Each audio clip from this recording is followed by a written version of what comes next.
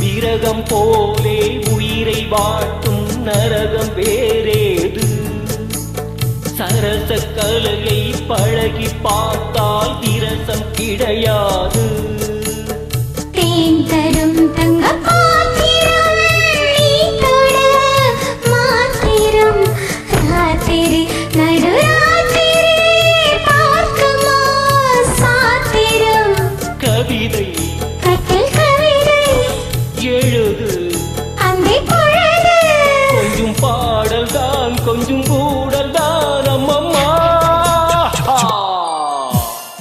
மீண்டும் மீண்டும் வா வேண்டும் வேண்டும் வா மீண்டும் மீண்டும் வா வேண்டும் வேண்டும் வா.